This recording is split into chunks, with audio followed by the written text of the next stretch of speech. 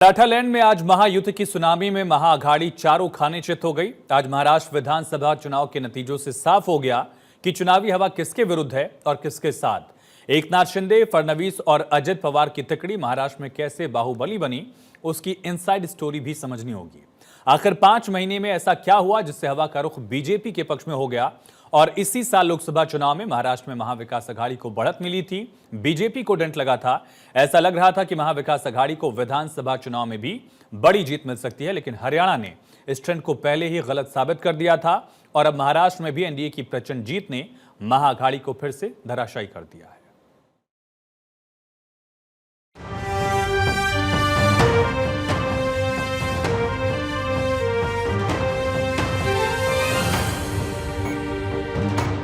प्रधानमंत्री जी की बात को लोगों ने यहाँ पर एक्सेप्ट किया।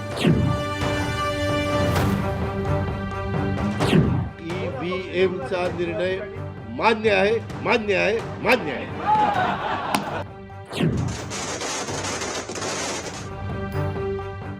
मराठालैंड में महायुद्ध की सुनामी।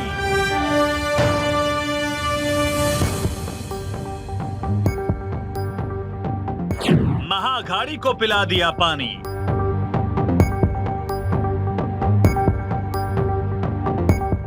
छह महीनों में बदली सियासी हवा।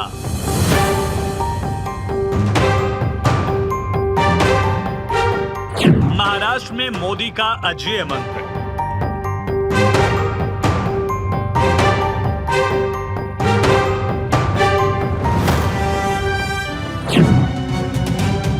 महाराष्ट्र की राजनीति बदल चुकी है और बदल चुकी है मराठालैंड की सियासी हवा।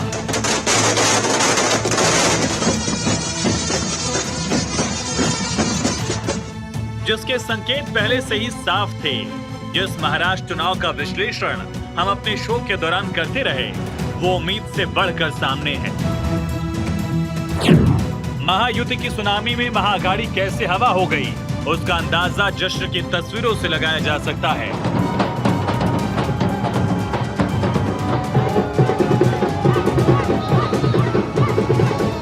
जो परिणाम महाराष्ट्र विधानसभा चुनाव के जरिए निकल कर आए हैं, वो ना सिर्फ चौंकाने वाले हैं, बल्कि महाराष्ट्र की सियासत को बदलने वाली दिशा में ले जाने वाले हैं।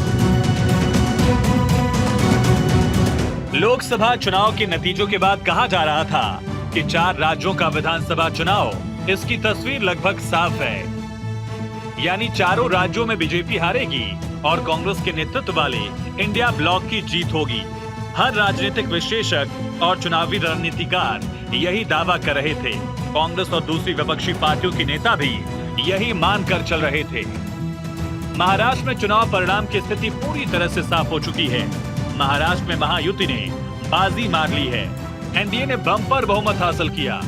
महाराष्ट्र में पीएम मोदी का जादू चला, कमल खिला और इसी के साथ ही महाराष्ट्र विधानसभा चुनाव में महायुति की शानदार जीत हुई। एक बार फिर से महायुति की सरकार बनने जा रही है।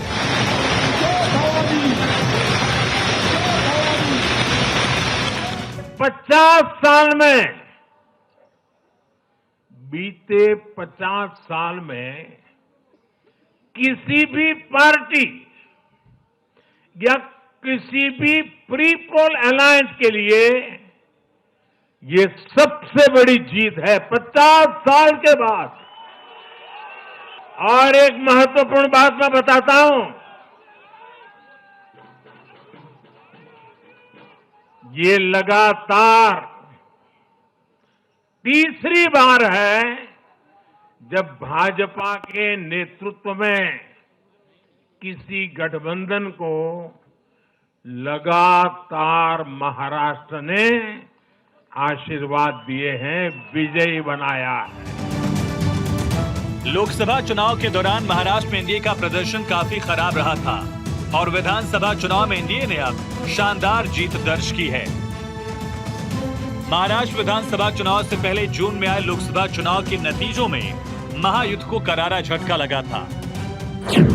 इसके बाद सवाल उठने लगे थे कि क्या महायुति इस बार विधानसभा चुनाव के रण में वापसी कर पाएगी। लेकिन जब नतीजे आए तो उम्मीदों से बढ़कर जरा इन आंकड़ों पर नजर डालिए। 2024 के लोकसभा चुनाव में महाविकास अघाड़ी को शानदार जीत मिली, लेकिन विधानसभा चुनाव में महाविकास अघाड़ी बुरी तरह पिछड़ गई। महाराष्ट्र के लोकसभा चुनाव में कांग्रेस उद्धव ठाकरे और शरद पवार की पार्टी के गठबंधन यानी महाविकास अघाड़ी को 48 में से 30 सीटों पर जीत मिली और बीजेपी का गठबंधन महायुति 18 सीटों पर सिमट गया। इन नतीजों ने महाराष्ट्र विधानसभा चुनाव को बेहद रोचक बना दिया था। ऐसे में कांग्रेस गठबंधन लोकसभा की कामयाबी को विधानसभा चुनाव में भी भुनाने की तैयारी कर रहा था, जबकि बीजेपी ने इसकी समीक्षा शुरू कर दी थी। सवाल उठ रहा है कि आखिर 6 महीने के भीतर ही जनता ने यूटर्न कैसे ले लिया। महाराष्ट्र का जनादेश 2024 के लोकसभा चुनाव से ठीक उलट है। दोनों ही राज्यों में 6 महीने के भीतर ही जनता ने बड़ा यूटर्न लिया। इसके पीछे की इनसाइड स्टोरी भी समझनी होगी। लोकसभा चुनाव में मिली हार के बाद बीजेपी ने इसका तोड़ निकालने की ऐसी फुल प्रूफ रणनीति बनाई जिसके लिए बीजेपी जानी जाती है। बीजेपी के लगभग सभी बड़े नेता जमीन पर थे, जोर शोर से कैंपेनिंग शुरू की। चुनाव प्रचार के दौरान बीजेपी ने कुल 172 रैलियां की। इनमें पीएम मोदी ने 9 रैलियों को संबोधित किया, 106 विधानसभा सीटों को कवर किया, जबकि 11 रैलियां यूपी के सीएम योगी आदित्यनाथ ने की। इसके अलावा केंद्रीय गृह मंत्री अमित शाह ने 16 जनसभाएं की। महाराष्ट्र के सभी समाजों ने एक साथ मिलकर एक बड़ा मैंडेट हमको दिया है। मुझे लगता है कि आज निश्चित रूप से जो लोग तुष्टीकरण की राजनीति करना चाहते थे, जो डिविजिव पॉलिटिक्स करना चाहते थे, उनको करारा जवाब जनता ने ही दिया है और प्रधानमंत्री जी की बात को लोगों ने यहाँ पर एक्सेप्ट किया। EVMचा निर्णय मान्य आहे, मान्य आहे, मान्य आहे। महाराष्ट्र विधानसभा चुनाव में महायुद्ध की जीत के कई कारण हैं, जिसमें लाडली बहना योजना, हिंदू वोटर्स को एक साथ लाना, पीएम मोदी और सीएम योगी के नारे, ये 3 फैक्टर इस बार के विधानसभा चुनाव में बेहद अहम माने जा रहे हैं, जिसने बीजेपी को शानदार जीत दिलाई है। मध्य प्रदेश विधानसभा चुनाव में लाडली बहन योजना के दम पर बीजेपी ने बम्पर जीत हासिल की थी। ऐसे में दांव महाराष्ट्र विधानसभा चुनाव में भी आजमाया गया। रक्षाबंधन 2024 के दौरान शुरू हुई योजना की वजह से महिलाओं का एक तरफा वोट एनडीए के पक्ष में गया और बीजेपी गठबंधन को बम्पर जीत मिल गई। इस तरह लोकसभा चुनाव के दौरान बीजेपी को संविधान के मुद्दे पर तगड़ी चोट लगी थी। ऐसे में पार्टी ने एक एक कदम फूंक कर रखा। महाराष्ट्र में मराठा आरक्षण का मुद्दा गर्म हुआ। माना जा रहा था कि मुद्दा विधानसभा चुनाव के नतीजों पर भी असर डाल सकता है, क्योंकि मराठा आंदोलन के नेता मनोज जरांगे कई बार विरोध प्रदर्शन कर चुके थे। मराठवाड़ा क्षेत्र में लोकसभा की 8 सीटें हैं, जिनमें बीजेपी 7 पर हार गई थी। हालांकि विधानसभा चुनाव के नतीजों ने कांग्रेस अलायंस की उम्मीदों पर पूरी तरह से पानी फेर दिया। Bureau report, Bharat 24। महाराष्ट्र विधानसभा चुनाव के नतीजों ने नई सरकार की दशा और दिशा तय कर दी है। कभी कांग्रेस का गढ़ कहे जाने वाला महाराष्ट्र, जहां आज बीजेपी के अभेद रणनीति ने कैसे पूरी तस्वीर बदल कर रख दी। महाराष्ट्र चुनाव बीजेपी के लिए किसी लिटमस टेस्ट से कम नहीं था। उद्धव ठाकरे, कांग्रेस और शरद पवार की आक्रमणकारी राजनीति का जवाब देने के लिए बीजेपी को भी बराबर के मजबूत हथियार की जरूरत पड़ी। सत्ता का सिरमौर बनने के लिए दोनों गठबंधन लगातार स्ट्रेटेजी बनाते दिखाई दिए ताकि सरकार बनाई जा सके, लेकिन बाजी बीजेपी गठबंधन यानी महायुति के हाथ लगी।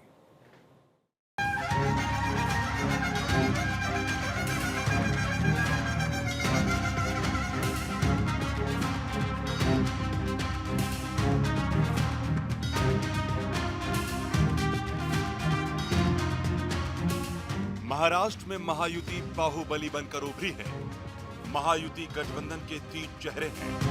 चुनाव प्रचार के दौरान पार्टी ने इन्हीं 3 चेहरों को आगे कर लड़ाई लड़ी है। CM Eknath Shinde, deputy CM Devendra Fadnavis और अजीत पवार की तिकड़ी ने महाराष्ट्र विधानसभा चुनाव में धमाल मचा दिया। उम्मीद के विपरीत नतीजों ने महाराष्ट्र की जनता को भी चौंका दिया। तो वहीं महायुति खेमे में हताशा है। सवाल है कि आखिर कैसे इस मजबूत तिकड़ी के प्लान की कार एमपीए नहीं ढूंढ पाए। महायुति में 3 प्रमुख दल थे, बीजेपी, शिवसेना शिंदे गुट और एनसीपी अजीत गुट। बीजेपी में देवेंद्र फडणवीस सबसे बड़े चेहरे के रूप में आगे थे। शिवसेना शिंदे गुट की तरफ से एकनाथ शिंदे और एनसीपी अजीत गुट की तरफ से अजीत पवार थे। गठबंधन ने महाराष्ट्र में इन्हीं 3 नेताओं को आगे रखा। अपने अपने प्रभाव वाले क्षेत्रों में तीनों आगे बढ़कर काम कर रहे थे और इसी का फायदा महायुति को मिला।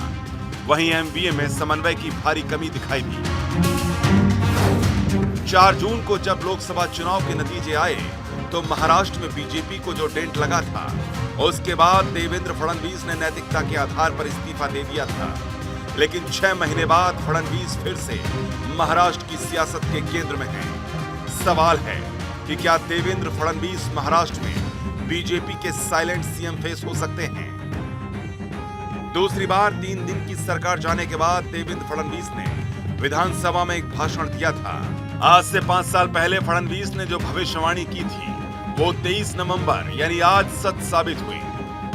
मेरा पानी उतरता देख मेरे किनारे पर घर मत बसा लेना। मेरा पानी उतरता देख मेरे किनारे पर घर मत बसा लेना। मैं समंदर हूं, लौट कर वापिस आऊंगा। महाराष्ट्र में भी बीजेपी ने जीत की हैट्रिक लगाई है। 2024 के विधानसभा चुनाव में जीत कई मायनों में खास है। 2019 के चुनाव में गठबंधन की जीत के बाद भी बीजेपी को सत्ता नहीं मिली थी। सीएम पद को लेकर लड़ाई के बाद सहयोगी उद्धव ठाकरे ने अलग राह पकड़ ली थी। 28 साल बाद शिवसेना में टूट के बाद सत्ता मिली, लेकिन सीएम पद बीजेपी के हाथ से निकल गया। 2014 से 2019 तक मुख्यमंत्री रहे देवेंद्र फडणवीस शिंदे सरकार में डेप्यूटी सीएम बनने को मजबूर हो गए। मुंबई देश की आर्थिक राजधानी मानी जाती है और ऐसे में महायुति की सरकार बनने और उसकी कमान अगर देवेंद्र फडणवीस के हाथों में आती है तो बीजेपी को काफी फायदा होगा, क्योंकि बीजेपी राज्य में सबसे बड़ी पार्टी बनकर उभरी है। हालांकि नए जनादेश के बाद एकनाथ शिंदे भी मुख्यमंत्री पद की दौड़ में बने हुए हैं। शिंदे ने दावा किया है कि लाड़की बहन योजना उनके दिमाग की उपज है और उन्हें इसका फायदा मिलना चाहिए। चुनाव नतीजों के बाद एकनाथ शिंदे ने आज कहा कि यह जरूरी नहीं है कि जिस पार्टी की सबसे ज्यादा सीटें हैं उसी पार्टी का सीएम हो। ऐसे में भले ही शिंदे ने किसी का नाम ना लिया हो, लेकिन उनका इशारा सीधे तौर पर बीजेपी की तरफ था। हमारी तीनों पार्टियां बैठेगी। हमारे जैसे आपको बताते हैं, जैसे हमने सीटों का बंटवारा हुआ, हमें कोई मतभेद हमारे में नहीं थे। आज भी कोई मतभेद नहीं है। हम हमारे वरिष्ठ और हम लोग बैठकर उसके ऊपर निर्णय लेंगे। शिंदे के बयान के बाद कयास लगाए जाने लगे हैं कि क्या एकनाथ शिंदे सीएम पद छोड़ने पर राजी नहीं होंगे या फिर बिहार की तरह नीतीश कुमार वाला दांव शिंदे चल सकते हैं। ऐसे में सवाल उठ रहा है कि क्या बीजेपी बिहार की तरह महाराष्ट्र में भी एकनाथ शिंदे को सीएम पद देगी। इससे पहले जब एकनाथ शिंदे शिवसेना से बगावत करके आए थे, तब बीजेपी सबसे बड़ी पार्टी होने के बावजूद उन्हें सीएम बनाने पर राजी हो गई थी। महायुति की इस जीत से एक बात एकदम क्लियर है कि उद्धव ठाकरे और शरद पवार की चुनौतियां बढ़ने वाली हैं, क्योंकि उन्हें खुद को जनता के सामने बनाए रखने के लिए बहुत ज्यादा मंथन करना होगा। वहीं महाराष्ट्र चुनाव के लिए संघ और बीजेपी ने एक साथ जो मिलकर काम किया, उसकी केमिस्ट्री ग्राउंड लेवल पर भी दिखाई दी। आरएसएस के स्वयंसेवक बीजेपी का संदेश लेकर घर घर हर दरवाजे तक गए, जिससे लोगों के मन में बीजेपी गठबंधन के प्रति विश्वास पनपने में मदद मिली। इस चुनाव परिणाम से साफ है कि बीजेपी ने जो फॉर्मूला अपनाया, उससे महायुति की ये तिकड़ी महाराष्ट्र में हिट रही, जिसमें एकनाथ शिंदे, देवेंद्र फडणवीस और अजीत पवार हैं। जमीनी स्तर पर मुकाबले के लिए एमवीए की रणनीति हालांकि वैसी नहीं दिखाई दी जैसी महायुति की थी। Bureau report, Bharat 24।